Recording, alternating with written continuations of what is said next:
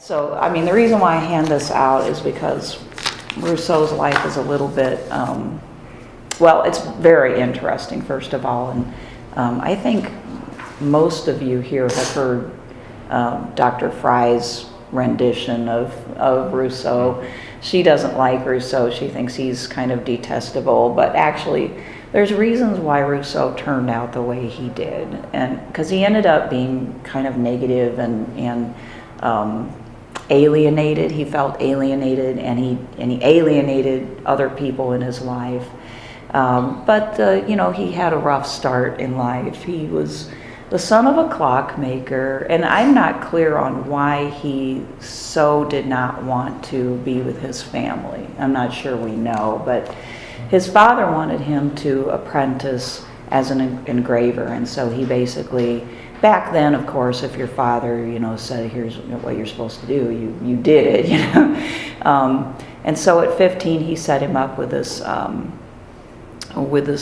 internship or apprenticeship, and he was supposed to learn how to do this profession, and he stuck with it for about 3 years, and then he decided to leave, and he just left.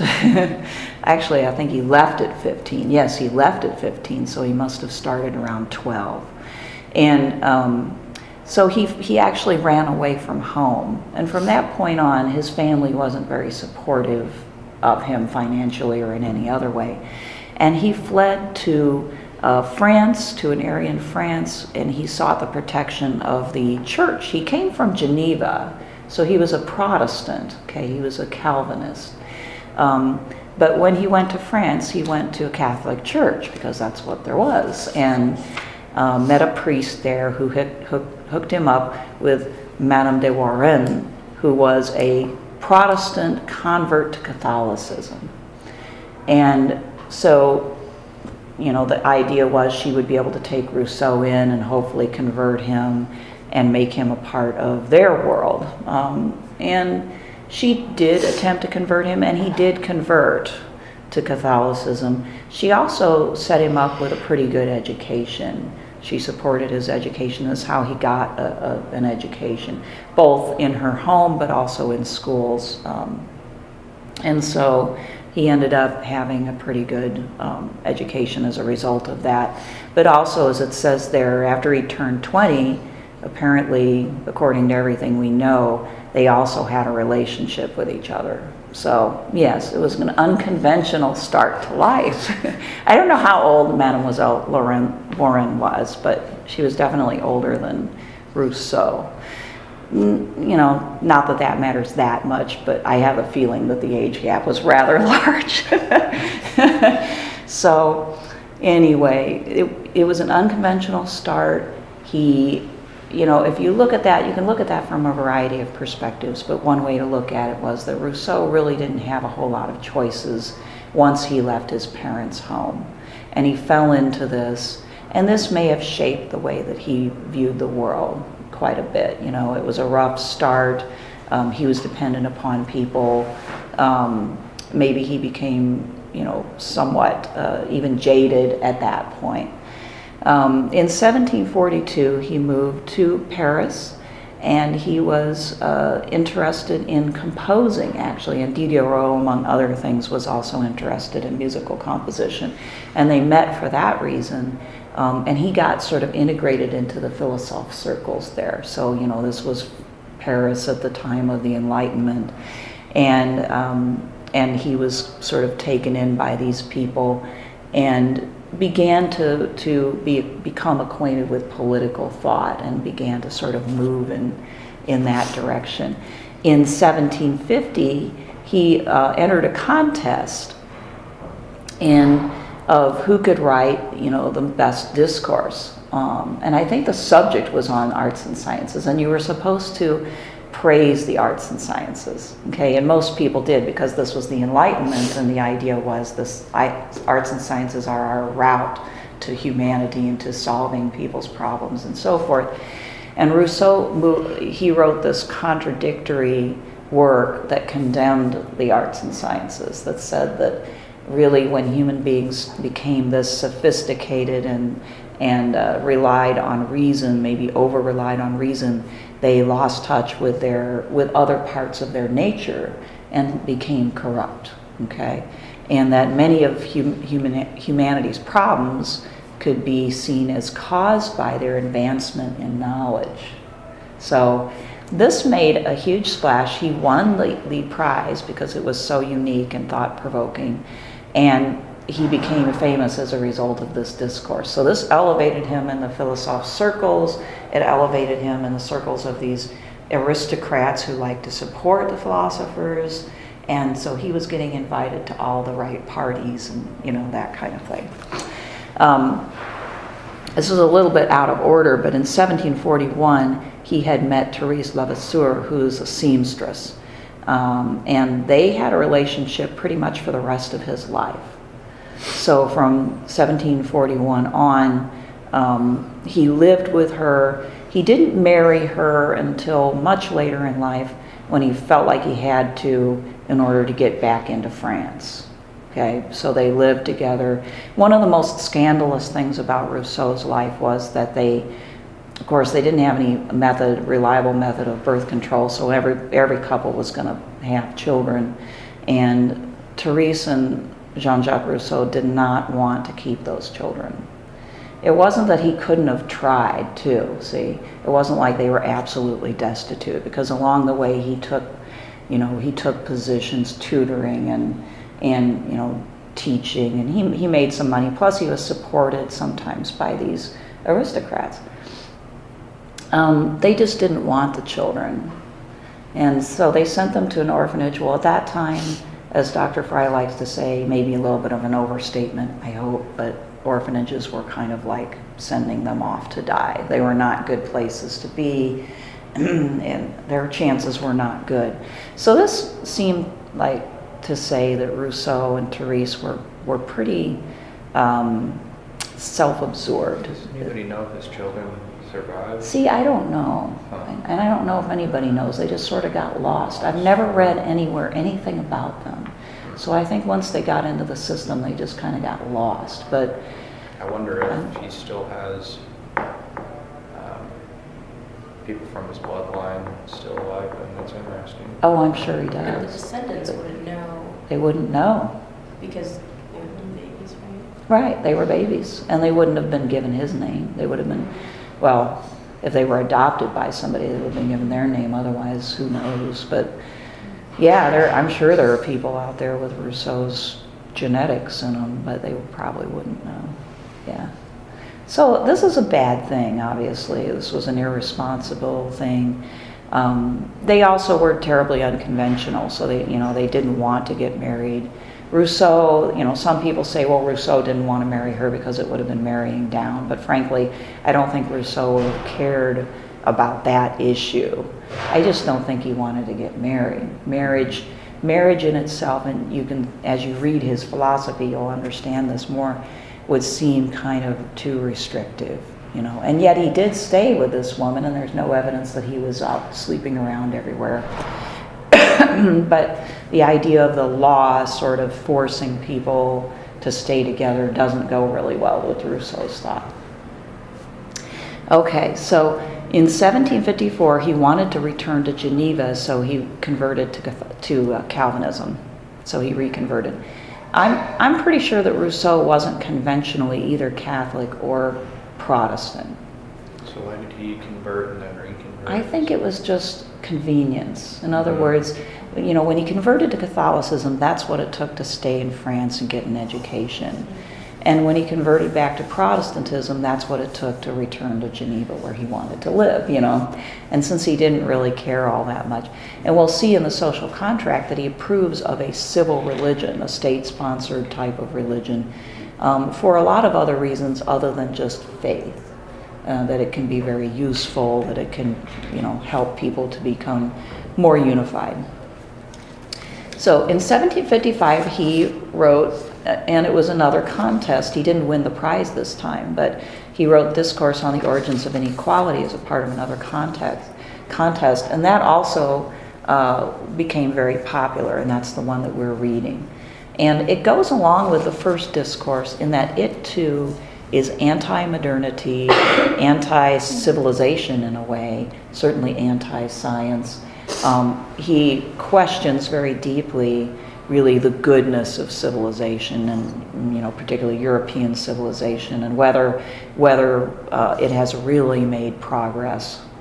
And it's interesting because his thought is not Enlightenment thought. In a way, it's sort of anti-Enlightenment thought. He has elements of Enlightenment thought in him, for instance, his egalitarianism. But in a lot of ways, he is anti-Enlightenment because, he does not want to rely upon reason. Reason is often the cause, not the solution to human problems. That's very anti-Enlightenment. He's very skeptical about religion. That is an Enlightenment thought. So he's got a foot in the Enlightenment and another foot in the counter-Enlightenment. And some of you learn a little bit about counter-Enlightenment, but a lot of those folks ended up being far more right-wing than Rousseau would ever be. But yet some of his thoughts kind of move in that direction. So he wrote in 1761 on the social contract, which we'll also be reading parts of, and that's his magnum opus of political thought, his attempt to take what he has developed in the first two discourses about human nature and about what makes human beings really happy as opposed to what we've done, and to create a social contract that brings that back, that brings that happiness back that he thinks that human beings have lost. He also wrote Nouvelle Heloise and he wrote Emile. Those are two novels. Emile and On the Social Contract really raised a firestorm. They were published around the same time. Emile's a really long work, and it's about the education, the preferred education of a young man, how he's shaped by somebody like Rousseau, basically. And it's really very, very radical.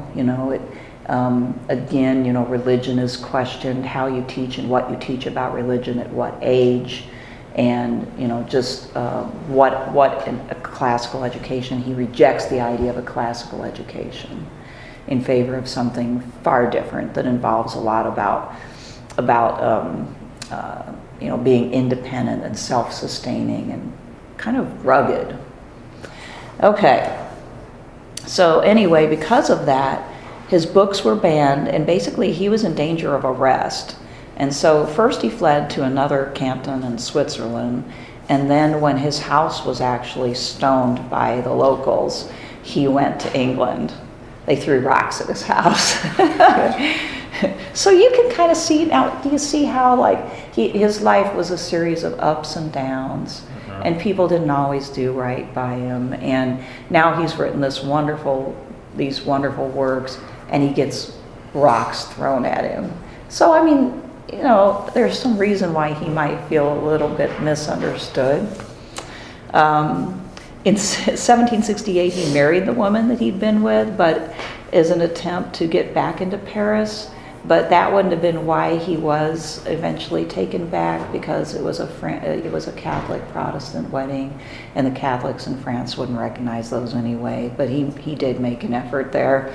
But in 1770, after he actually had snuck in under another name anyway, they removed their ban of him and allowed him back. He was actually asked to participate in a discussion about the Polish Constitution, and he wrote a work on the Polish Constitution. His last work was Reveries of a Solitary Walker, and it was not finished when he died of a cerebral hemorrhage in 1778. His works were in the possession of Therese, and she did not do anything with them as far as we know. In other words, she didn't rewrite them or, cut out parts of them or anything like that. And most of them were in circulation anyway.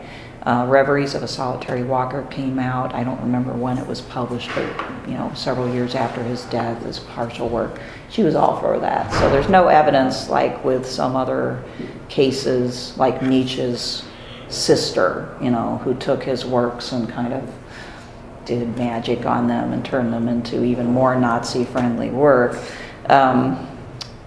Therese was not doing that. Therese died in 1801. So anyway, that's Rousseau's story in a nutshell. There's a lot of good stuff that I left out, but an unconventional life, a interesting life, probably to a certain extent an unhappy life, and a life full of highs and lows. I mean, there were times when it seemed like everybody loved Rousseau, everybody wanted him to come to the party, and then there were other times where people were literally, chasing after him while he fled the country. And where he really didn't have any friends. And I think he experienced the fickleness of friendship, where when his works were under ban, a lot of those people didn't want to talk to him. Some of them did. So he had some friends who would try to distribute his works anyway, illegally, and were quite enthusiastic about it. But then there were others who, literally did not want to have anything to do with him, or pretended like they didn't know who he was. All right, so any questions about Rousseau, the person? Okay. Yeah, sorry about my voice, by the way. It's still recovering. Over break, I had a family reunion, and I lost my voice before the family came, and I literally couldn't talk for most of the time. I kind of squeaked, and so that's why my voice is still bad. Hopefully it'll be better by Friday. Okay, well, let's go ahead and turn to these notes then. And I have to do a little bit of talking here before we get into the discourse that you've read. I wanted to start with this famous quote that is in the Social Contract: "Man was born free, and everywhere he is in chains." This really captures the essence of Rousseau's political thought. Okay? Anti-civilization, anti-enlightenment, all of the things that we have done to make our lives better, safer, more comfortable, have actually enslaved us. We have become dependent upon them. They've restricted our choices and our movements, and we are not what we used to be as a result. Now, this is a man who did enjoy going to parties, was quite capable of enjoying luxury. He also could live in a little hut on an island, which he did for several years. But it wasn't like he didn't enjoy those things. But at the same time, he could see how the more that people acquired and the more sort of soft their lives became, the less vitality they had and the more restricted they were. Do you kind of understand that notion? I mean, right now, I think it's another thing that Fry says, which he says, sometimes luxuries become necessities, right? So right now, almost everybody has a cell phone. If you don't have a cell phone, there's even a government program to give people cell phones, because if you don't have a cell phone, you're considered at a real disadvantage. What can't you do? You can't call people wherever you are. You have to wait until you get someplace. So you might miss that job call, or, an opportunity of some kind, or some notification that you need. But yet, not that long ago, people didn't have cell phones, and they didn't even know what they were missing. And one of the things that people used to have is silence. Yeah, when I was a kid, we didn't have cell phones, and guess what? And we didn't have a great fear. We probably should have, but we didn't have a great fear of, Chester the molester out in the neighborhood either. So, and I lived in a big city, okay, where there could have been a few. But, so I would get on my bike when I was 10 years old, and I would pedal for like 2 miles in the city, around all kinds of neighborhoods. My parents didn't know where I was. If I'd have gotten into trouble, I couldn't have called them. And I don't think kids today even know what that kind of independence is like. And so they grow up feeling more dependent, maybe more fearful, They think about what could happen to me, what I'm saying? So it's created a different mentality in people. It's just hard to describe. Now, would I let my kid do that? No, I wouldn't. And he had a cell phone from the time he was about 10, a track phone, so that he could call me if he had to. But our parents just blithely sent us out there to go wherever the hell. And, you know, they'd say, come back at this time. And if we didn't come back at close to that time, we'd get in trouble. That's all that could possibly happen. If we had disappeared, it would have been hard to find us, really. So there was more freedom. And with that freedom, there was more experience of independence early on, and that independent spirit stays with you, okay? So, I mean, that's kind of a mild example of what Rousseau is talking about, but what we have that makes life better can also make us, diminish us in some way. Okay, so that kind of encapsulates his sentiment, okay? In general, his thought points in two different directions that seem kind of contradictory at first. The first one is symbolized by the discourse you're reading, the discourse on the origins of inequality, the ideal freedom of the past. You know, he sort of idealistically looks at some misty past, maybe it existed. He actually tries to make it a historical fact in a way. You know, he creates his own anthropology in the discourse. But in this past, there was this great freedom with, you know, where human beings lived almost like animals. No different than animals, roaming and going wherever they wanted to. Yes, encountering danger, but basically doing exactly what they wanted to do. They didn't have to work. If they got hungry, they just ate something or killed something and ate it, and then they'd go and sit around, you know, and do what they want. So there were no jobs, there was no clock, there was no schedule, okay? Sound good? Yeah. Sometimes. Yeah. Okay, and then the other half of his thought is this future regime directed by the free will of those under it. He realizes that we can't go back to that primitive state because, frankly, humanity has evolved. You know, our brains have evolved.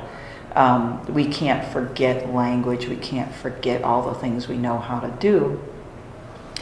And we have become more dependent upon each other. So we have to accept that. But given that, what can we do to get back this feeling of freedom or something approximating it so that we can become more like ourselves again, okay? So what kind of regime can we have where all people feel free?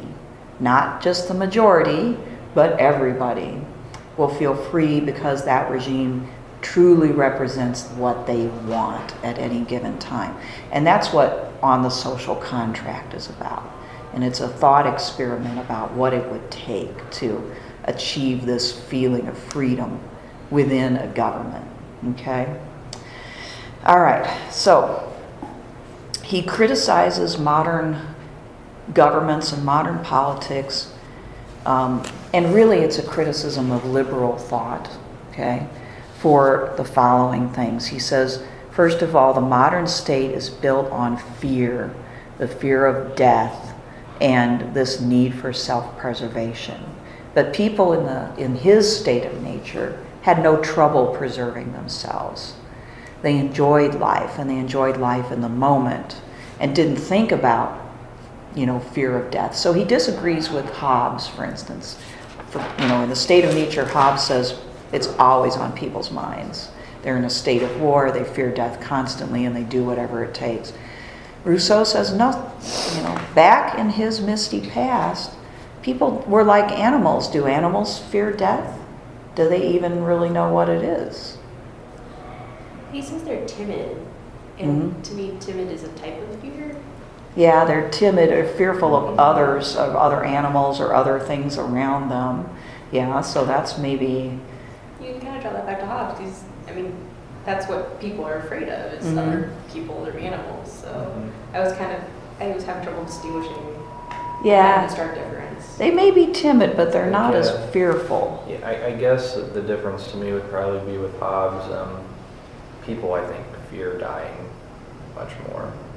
They know what Yeah. dying really is. Yeah. And especially, he says, fear violent, painful death, because they can contemplate, they can imagine it happening to themselves. And I think Rousseau goes so far back that he thinks the primitive man would not have those contemplative thoughts. So while, he might see another person and go, whoa, what should I do? He's not going to jump to contemplating that violent death and go and kill him. He's probably going to move away. He's going to move away and go someplace else. And so there's just not that awareness. Yeah. Like I said, it's a thought experiment. It's conjecture. It does kind of go along with modern science. I don't think he probably would have, he wouldn't have known. But, Darwinian thought, of course, introduced the idea that human beings were once not human. That we come out of, lower forms of life, right? And that we turned into Homo sapiens through thousands and millions of years of evolution. And before then, something more like apes would not have this contemplative power to think about the past and the future and to kind of imagine a horrible death. When they're in the moment and they're dying, yes, they're afraid. But prior to that time, having observed animals, we all have, you don't get the feeling that they're sitting around thinking about it. And this sitting around thinking is 99% of what causes human misery, in Rousseau's view, is not actually what happens to you, but thinking about it. Does anybody disagree with that? Probably never thought about it before, but... I wouldn't disagree with it just because, if you really think about it, the different people that, they have mental breakdowns because of, just focusing solely on things that, that are stressing them out or things that may or may not happen to them that aren't happening to them directly. Yeah. Any students on last week? Yeah, that anxiety, that builds up, that it's caused by being able to imagine what could possibly happen to you. I'll get that, C or D and I'll lose my scholarship. And then the anxiety makes people perform worse, And they do. They get to the point where they can have a mental breakdown under certain circumstances. And that says that the human body, and maybe even the human mind in a certain way, isn't really quite prepared to deal with modern civilization and all of the worries and complications that come with it.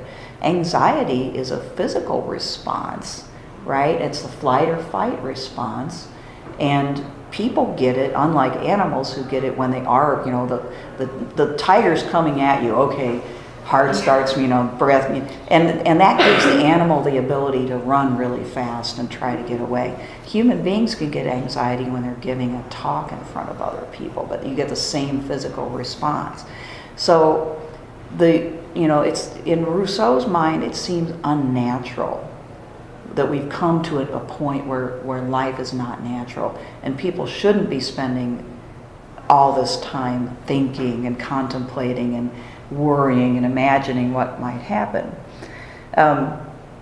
He's also critical of another liberal development, the development of the free market.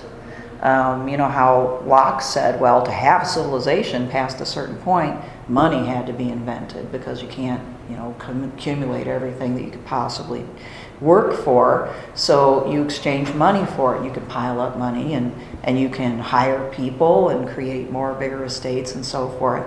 Well, Rousseau observes, yes, it has made for much greater civilization, specialization, comfort level, and so forth. But it has become the measure of a person's worth. So now we have a situation where if you're poor, you're not as worthy as if you are rich. And there's these class divisions. And, people will think, oh, I'm better than that other person because I live in this nice castle, or I live in this nice bungalow and he lives in an apartment or a shack or whatever. And this just creates a great deal of strife and, again, unhappiness as people look upon, even for the rich, but especially for everybody who's not rich, they look upon those who have more and they don't feel like they measure up in their worth, not just in their pocketbook.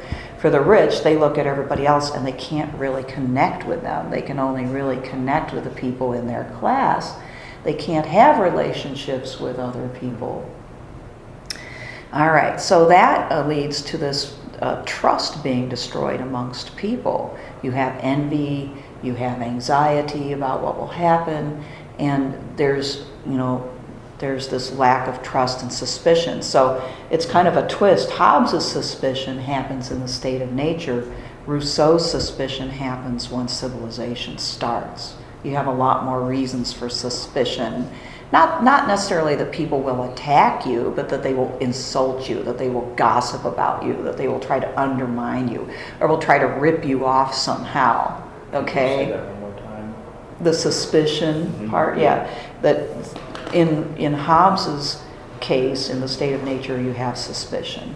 Suspicion that because you don't know what the other person is thinking and he'll attack you. Suspicion doesn't really start in Rousseau until you have civilization. And then you have all kinds of reasons to suspect other people's motives. Previously in nature, in pure nature for Rousseau, everything's really pretty clear. There's not a lot of ulterior motives. People are very basic, you might say. But as they become more sophisticated in civilization, they have agendas, okay? And their agenda, whether it's to make money or to achieve a certain relationship or whatever it is, means that they're going to do things that are bad to make that happen. He hated gossip, and he was, a victim of gossip quite a bit. People talk behind each other's backs. People try to undermine each other. They insult each other just because they want more status. Okay? So this destroys trust. Rich protected, poor oppressed by government. Okay? So governments come into being and they tend to support those who have money and keep those who have less money down in their place. Okay? And so what I mean by citizenship disappearing is that in this system, most people, whether they can vote or not, and most people couldn't vote because they didn't have enough money and there were property restrictions on voting, but they couldn't participate. They didn't feel as though they were a part of that government. They felt alienated, okay? And citizenship in the bigger sense, as we'll see in the social contract, is supposed to include caring about the community as a whole. And in that sense, there's no citizenship in Rousseau's view, because even the rich, all they care about is themselves, and the poor, they care about themselves. There's a lot of selfishness, and there's no ability to think about the community as a whole. Okay. But citizenship is what it would take for people to feel truly included and equal and wanted and consenting to the system of government. Okay. So, why does Rousseau blame the arts and sciences?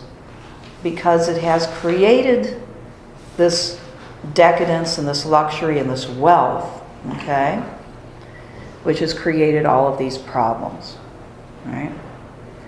And you might ask yourself, what would substitute for human reason and, science and those things that have brought us to the state of relative luxury and peace and so forth? Well, two of them are here on that slide, religion and duty, okay? And you might find it kind of weird to ask yourself, for somebody who seemed to be so irreligious in a way, that he would flip religions for convenience. And he did many things that, that religion wouldn't countenance. Why religion? Well, because religion taps into something deeper and more fundamental than learning. Okay? It taps into feelings and to love and to loyalty. And it gives people a sense of unity, if they all are of the same religion and they all worship the same God, so to speak, and believe in the same values, that gives them a sense of unity and equality, okay? And duty is something that is like religion. Honor, goes along with this same sort of thing. It's taught to people at a young age if it's done right. And in Emile, he tries to do this to a certain extent with Emile. If you teach young people that there are just certain things that you do because that's who you are, it gets ingrained in them and they do it instinctually, okay? This is also a more solid foundation than saying, well, you should do right by your fellow man because it's ultimately in your self-interest, okay? And this was the Enlightenment way of discussing morals and values. You should, tell the truth if you do, because for the most part, truth-telling keeps society going. It's in your self-interest. You should be an honest dealer in business because it's good for business, right? But the question is, well, what about when it's not? What about when telling the truth is not in your self-interest or you think it's not? Then that rationale comes to an end. Whereas, these older-fashioned sources of codes of conduct, religion and duty, they're there, They don't involve you parsing and kind of becoming a lawyer to try to reason your way out of why you should do what you should do, okay? So let's ask, well, how could this happen, that reason is not a good guide, okay? So modern emphasis on reason is supposed to create this enlightened self-interest. Have you ever heard Dr. Franke talk about the bourgeois virtues? Right. Ben Franklin's virtues, he talked about that, right? I just mentioned a couple of them already, honest dealings in business. Cleanliness is one, right? Just truth-telling, being accommodating to other people, showing your gratitude. Some of these are in Hobbes as well. These types of things help us to get along, and the enlightened person will know that they should behave this way, okay? But thinking in terms of self-interest has a way of backfiring in Rousseau's view, because as we teach our kids, you should behave this way because it's for your own benefit, the emphasis is on your own benefit, and you create a selfish mentality. Okay? And that selfish mentality leads to a callousness about other human beings and their needs. So then, what you do for them only extends to what you think is good for you. Okay? Can you see where there might be a problem to that? Yeah, but there's also, it's in your best interest to preserve the community and to, care about the community, because the stability of the community, without the stability of the community, you're in a bad situation. Yeah. Or you're less likely to be, happy or well off than the community's like. And this, and everybody's taught that, but yet people go off the rails and do what is contrary to community all the time. I think it's largely because people don't often look in the long term. Like generally when you're thinking of, just an action that you're deciding whether or not to do, you're not looking towards, years in the future. You're Right. looking for an immediate, is this going to help me? Is it not going to help me right now? Right now. Mm-hmm. Not, is this going to come back to bite me in the ass in 3 years? Exactly, Kind of right. thing. Or just sort of in an even larger social sense, is what I'm going to contribute ultimately to a worse social situation? Is that a question that leaps to mind when you decide what to do on a daily basis, or does it require quite a bit of forward thinking? Enlightenment philosophers, they did teach long-term self-interest. That's what they had to do. And what they were hoping was that the average citizen would embrace that, that truly this is a thought that would come down into everybody's lives. But it's questionable, and I think Rousseau questions that, whether that can be strong enough that the average citizen will actually be thinking like that in any given situation. Somewhere in here there are scenarios, I was trying to find them, they're out of order, but one of them was, you're walking down the street in a big city, maybe not the safest place, and it's dusk. And across the street you see some guy, stealing some woman's purse, knocking her down. Okay, what do you do? Call the police. Okay, you pick up your phone and call the police. I would call the police because I'm a smaller built female. Mm-hmm. If I was more of Brett's stature, I might try to do something. Okay. Yeah, I mean, you got options. You can either call the police, you can go try and do something. Mm-hmm. You can see if anybody around you is able to help you stop that person. Yeah. Or you can just ignore it. Mm-hmm. I think it's also largely going to depend on like the situation. Like, did he have a knife on him? Does he have a gun on him? Right. Is it daylight? Could he? Is it nighttime? Where are you at? How Right. big they are? Yeah. Largely. It's Can like this you huge do guy. something? Yeah, physically. Yep. Well, some people do get involved in those things. A lot of times they don't. Sometimes they call the police. Sometimes they just walk right on by. One of the more eerie phenomenons, sometimes you see, and they usually put this on the news when it's captured on film, but occasionally they capture on film somebody being attacked and people just walking right on by. And this usually takes place in big cities where everybody's afraid that if they get involved, they're going to get their head caved in somehow. They just don't want to be involved. And they become, to a certain extent, callous to it because they've seen this type of thing and they've heard about it a lot. And they know it goes on all the time. And mainly they're just thinking, well, I've got to make sure I'm safe, But every once in a while, the opposite happens. But notice in all of this, you guys are making what I would consider to be really good calculations. You're thinking, well, can I physically do anything about it? Maybe not, because I'm a smaller person. But I could call the police, or maybe I couldn't do something on my own. If the guy has a knife, it might endanger me too much. But maybe I could look around and find a few other people willing to help as well, and then we could do something about it. That's a lot of thinking going on. Okay, and no immediate action.